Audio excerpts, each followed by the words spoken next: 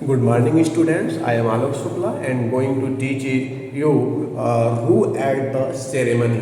I am going to explain it. Ru at the ceremony. Ru is a young boy, एक छोटा लड़का है और ही इज़ वेरी एक्साइटेड कि उसके अंकल जो हैं वह उर्स से आ रहे हैं और उनको वेलकम करने को लेकर के वो बहुत ही एक्साइटेड है। दौड़ करके वह कमरे के अंदर एंट्री करता है। वह कमरे में आता है जहां उसकी माँ जो है आटा गूंद रही होती है और उसकी जो बहन दामी है वो एक छोटी सी बेबी को के साथ प्ले कर रही होती है और वह एक बाल के साथ प्ले करती है। अचानक बाल उसकी गोद से गिर करके रूम के किसी कॉर्नर में जा कर के सिट हो जाता है। Now the baby felt out of excitement began to whimper और जो बेबी है अब वो क्या करती है, रोने लगती है। और इसके बाद डेमी टुक ए स्मॉल क्ले मंकी, उसके बाद जो डेमी है एक क्ले मंकी को लेकर के आती है। एक मिट्टी का मंकी है और उसको एक बम्बू के सहारे, एक बम्बू है उसके सहारे डोरी से ऊपर नीचे खींचती है और उसको देख करके वो छोटी बच्ची काफ़ी एक्साइटेड फील करती है और फिर से वो खुश हो जाती है। Domi told her little sister I have to go to receive her, जो दामी होती है वो अपनी छोटी बहन से कहती है कि हम, जो छोटी बच्ची अभी बहुत बेबी है उससे वो कहती है कि हम लोग आज अपने अंकल को रिसीव करने जा रहे हैं। हैव टू रिसीव हार, जिनके साथ हार आएगा। दरअसल हार यहाँ जो है वो उनका कजिन है, उनके अंकल का लड़का है और इससे वो पहली बार मिलने जा रहे हैं क्योंकि वो पहली बार आ रहा है इनके शहर में। We will have an morning mail before you go, और कहते हैं वहाँ जाने से पहले हम लोग एक बार खाना खाएंगे और मदर ने ऐसा उनको कहा है कि आप लोग खाना खा लीजिएगा मॉर्निंग में, उसके बाद हम लोग वहाँ रिसीव करने जाएंगे। It will be several hours before the boat actually dock, और कहते हैं कि जब बोट आएगा हार्बर पे तो ऐसा होने में अभी घंटों बाकी है, अभी पर्याप्त समय है हमारे पास। Bring out the dishes our fruit and barley bread, और कहती है जो भी डिशेस तैयार हुए हैं हम लोगों के खाने के लिए उनको ले आओ, डिश को ले आओ, बार्ले ब्रोड को ले आओ। Demi and please have your bath before you come to eat, और मदर कहती है कि जाने से, खाने से पहले दामी तुम नहा लो, नहाने से take your bath before it. Their mother picked up the baby while Dami hurried to the bathing room in the corner of courtyard. Courtyard के कॉर्नर में there is a bathing room for Dami. Dami went there. Dami जाती है और वहाँ एक large earthen vessel है filled with water, जिसमें पानी भरा हुआ है और वो वहाँ पे नहाती है कॉर्नर में। और ब्रिक लगे हुए हैं और वहाँ पर रूम है और वहाँ एक छोटा सा ड्रेन बन जाता है नहाने से और पानी बह करके बाहर निकलता है, और जो एक बड़ा सा ड्रेन है उस बड़े ड्रेन में पानी जाने लगता है। डॉमी जो है small outlet carried the water, और Domi did not notice all this detail, हालांकि ये सारे डिटेल जो है किस तरह से ड्रेनेज सिस्टम मेंटेन हो रहा है नहाते वक्त और ये जा कर के घर के बाहर के मेन सिस्टम से मिल जा रहा है, इन चीज़ों को डॉमी नोटिस नहीं करती है। She had lived in this house her life, she could not imagine that a house could be any different from this one, और वो ये भी नहीं इमेजिन कर सकती कि हमारे घरों से डिफरेंट औरों के घर होते होंगे, क्योंकि वो बहुत ज़्यादा कहीं गई नहीं होती है, कहीं देखी नहीं होती है।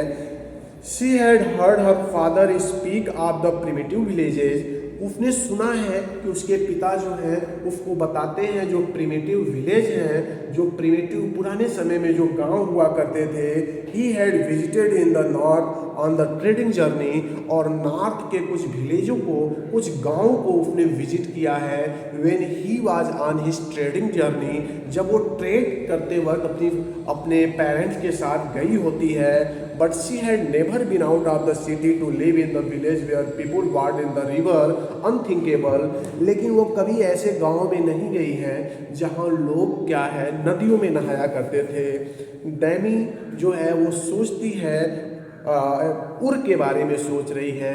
उर जो शहर है जहाँ उसके अंकल उन सबों के पैदा होने से पहले ही जाकर सेटल हो गए थे, और हार would be very different from them, और वो फिर हार के बारे में सोच रही है।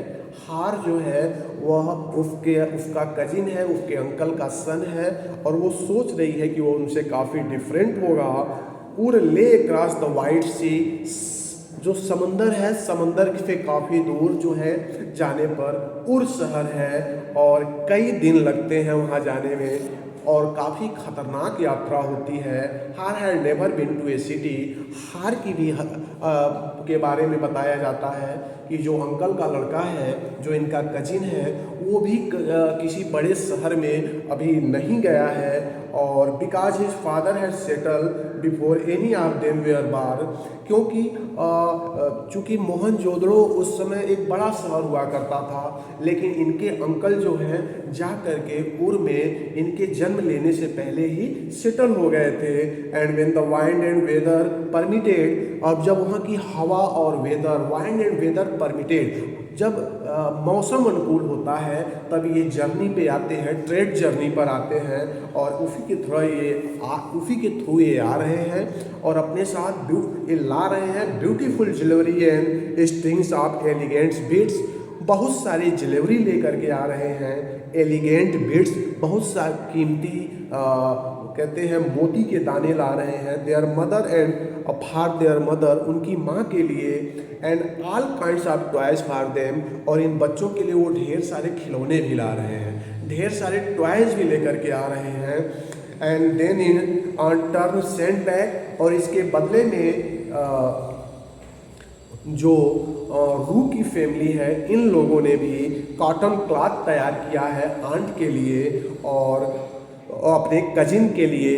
दामी रिमेंबर करती है कि lovely piece of cloth that their mother had dyed with madder, एक बहुत ही लवली पीस ऑफ क्लॉथ है जिसको जो उसकी माँ ने है मेडर कलर से उसको कलर किया है, और इसके बाद इसका कलर जो है रिच डीप हो गया है पर्पल रेड का, और डामी जानती है कि ये बहुत ही ग्लोरियस गारमेंट है।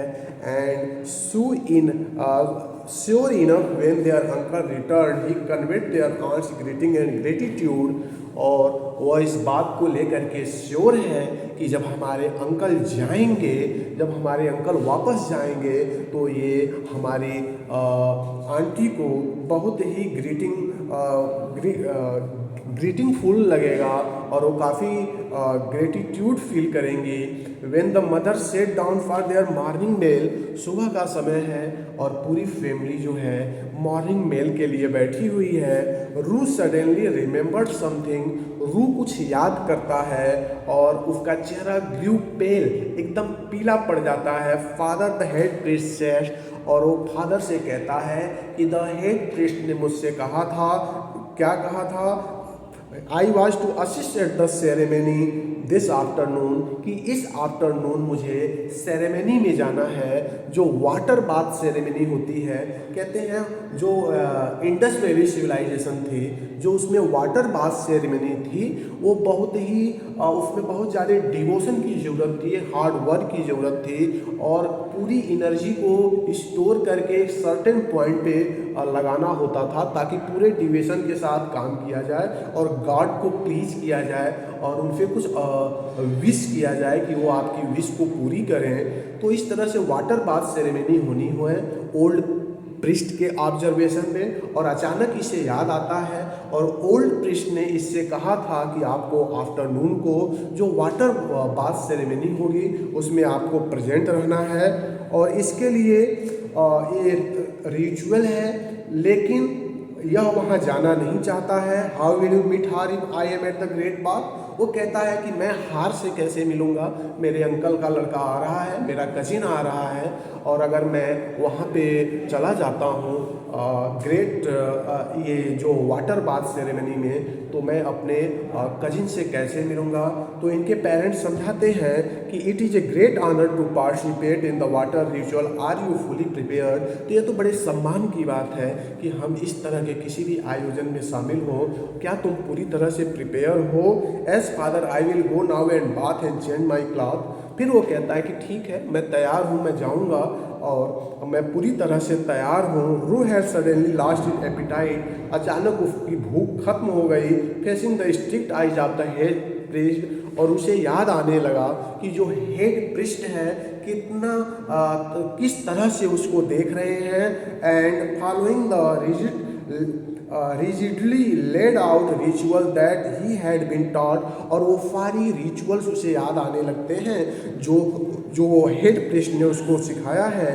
Dummy can go with your father, dummy कहता है कि तुम अपने पिता के साथ जाओगी।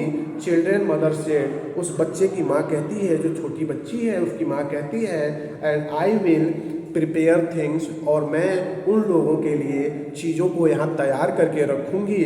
रू trail sadly to the bathing place, अब चूँकि रू उदास हो चुका है, वह हार से मिलने जाना चाहता था, लेकिन अब वो सैडली जो है वह बाथिंग प्लेस की तरफ जा रहा है जहाँ बाथिंग सेरेमनी सेलिब्रेट होनी है।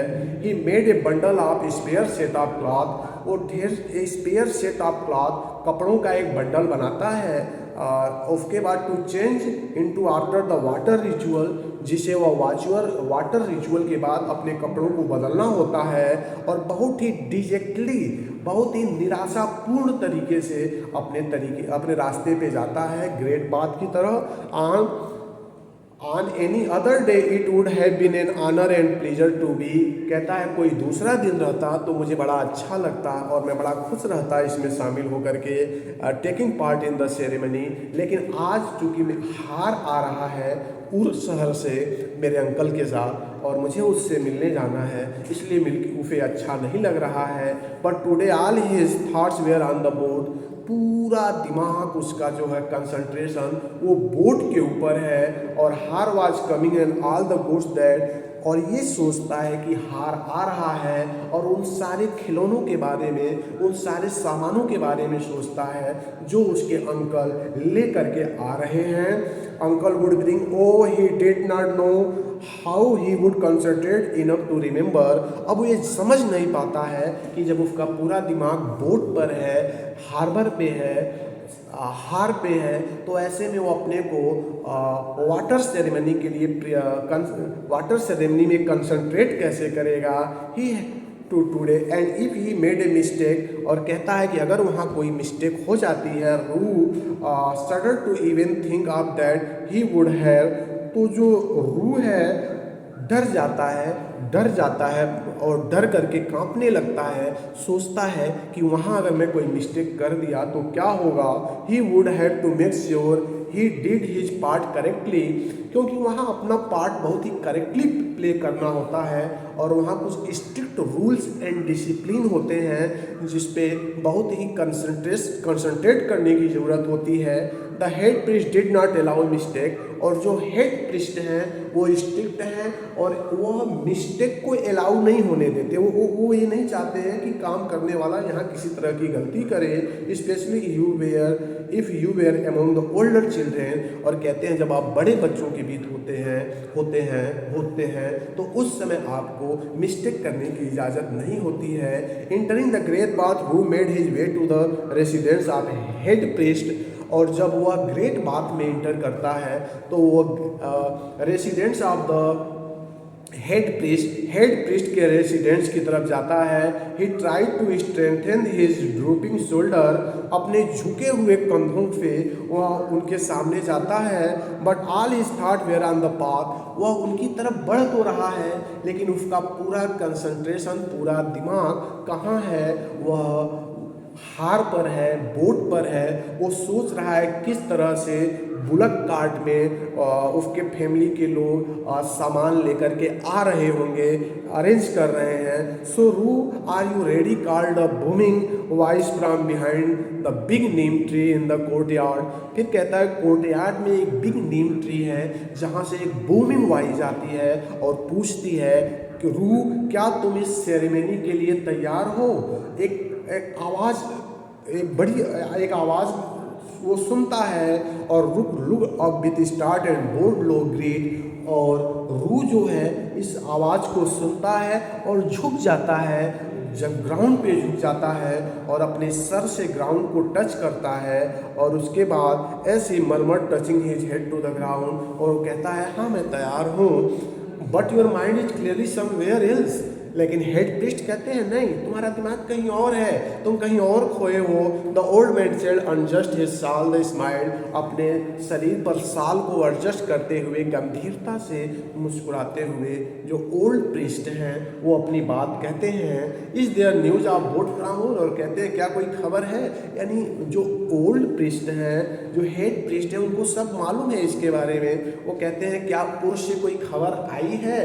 It had been sighted head priest, और कहते हैं Ru said staring down at the ground, कि ये सब तो आप जानते ही हैं। हेड प्रीस्ट रू कहता है कि आप तो सब जानते ही हैं, और अपना सर नीचे किए हुए ग्राउंड पे वो कहता है it's seem to me that your mind is not beyond the ceremony today Ru, और हेड प्रीस्ट कहते हैं कि आज तुम्हारा जो दिमाग है टोटली इस जगह पे है ही नहीं, तुम दिमाग से बिल्कुल कहाँ हो, हार्बर पे हो, शिप पे हो, तुम हार के बारे में सोच रहे हो।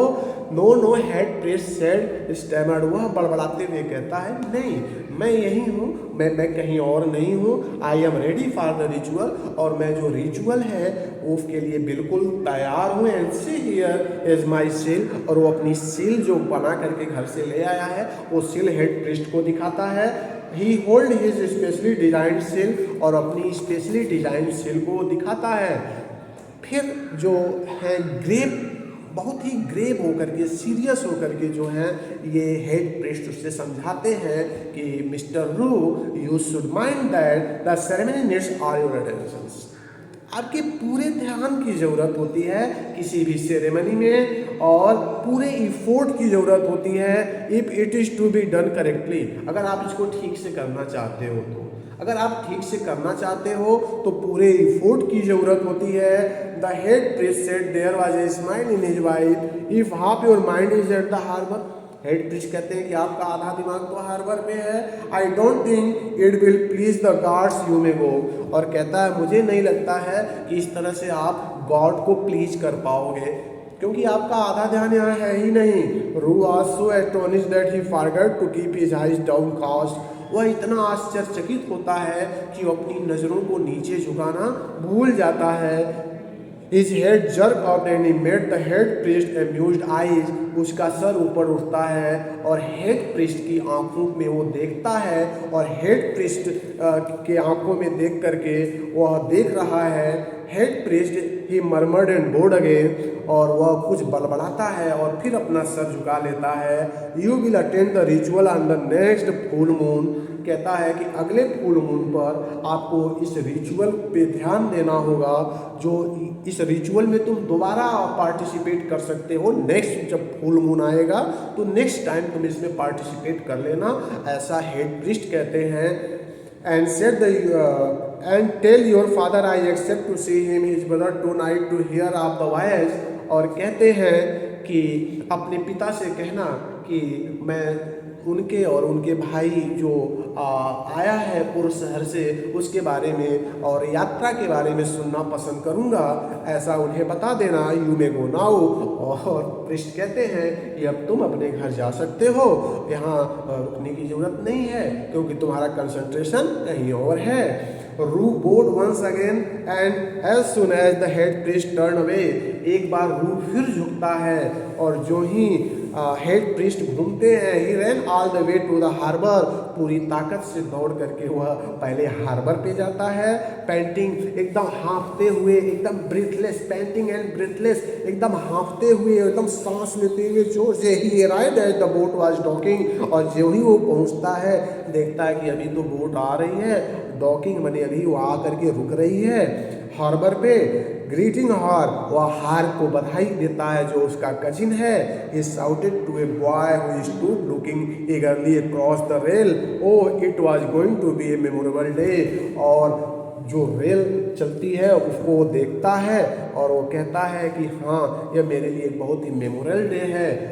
मेरे लिए बहुत ही यादगार दिन है। तो ये कहानी रहा और have a nice day. Thank you for watching me.